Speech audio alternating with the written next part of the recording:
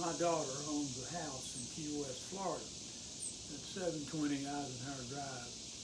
And so every year for the last 6 or 7 years, on my birthday in February, my wife and I have gone there, sometimes with friends or family, and experienced Key West, which is a very interesting place to be, with quite a history of writers who've been there, Tennessee Williams, Wallace Stevens, and others who have been inspired to write there. So this is a sequence of poems about Key West, written over several years actually. Monday morning, the silence that was Sunday broken by rain. This day, the buzz and chatter of workmen patching the random damage of Irma. Shutters dangle off their hinges. The palms cast fronds across lawns. Our whiteboard fence, gap-toothed, grins. The Thai floating eatery closed, abandoned their rats, seeking shelter. We rise late and sit beneath the white porch, sipping coffee. A brief downpour quietens the street. Rainwater gurgles in the downspouts from the metal roof. To be and not to do. To stop the waiting for and listen. Winter palms in wild headdress caress the gray sky.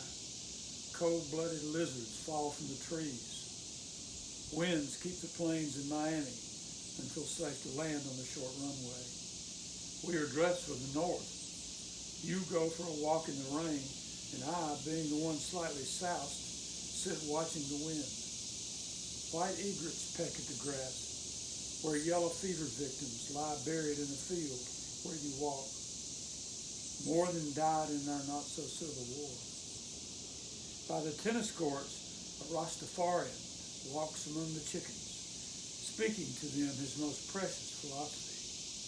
The sirens never stop, for the very old giving up their tiny spaces, and the fear of fire on an island without its own water.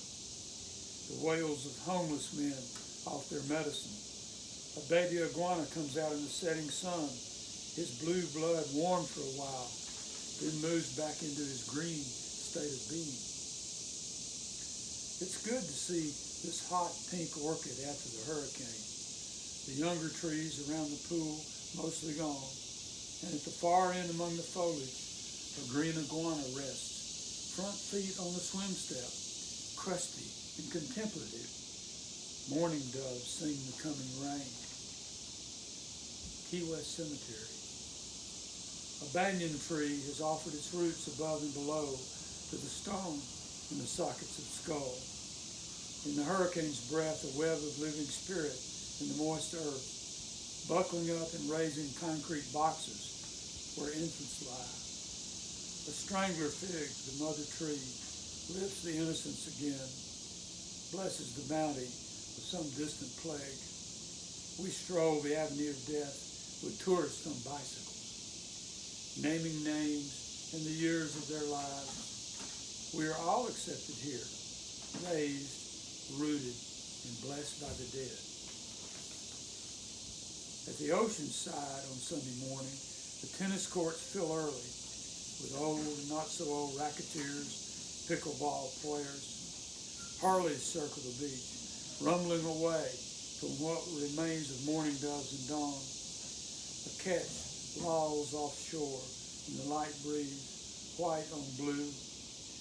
Against the wharf, a cruise ship empties itself of thousands seeking Duval Street rum drinks and t-shirts. A grotesquerie of tropical colors, even as the jets land, bringing more. The palms dance in the wind, lizards scurry under rocks from the footfall of foreigners, and orchids, hot, pink, and erect, restore the disheveled lawns after Irma.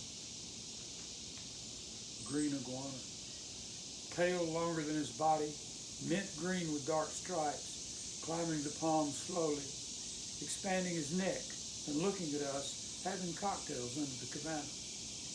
Not yet 7 years, still green and yet to reach 6 feet long.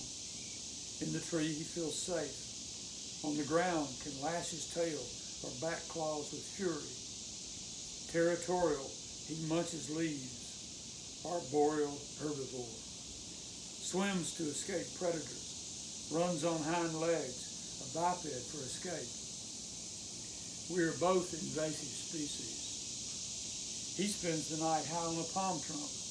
When the heat of the day rises, he seeks the deep shade of leaves. I found him again through a darkened window, peering at me through the glass, following me with his lidded eyes, like a branch of the tree, invisible. That afternoon he was gone, I don't know where, an adjacent yard or deeper green. Mallory Square. The crowds move beside the seawall at sunset. Tourist boats glide past with full sails before the last glimpse of light. Magicians, mimes, trinket peddlers work the crowd. There's no mystery here in the sun's goodbye, in the drunken cheers as it departs the sky. But farther west lies a darker sea. Its swell and sparkle beckon me.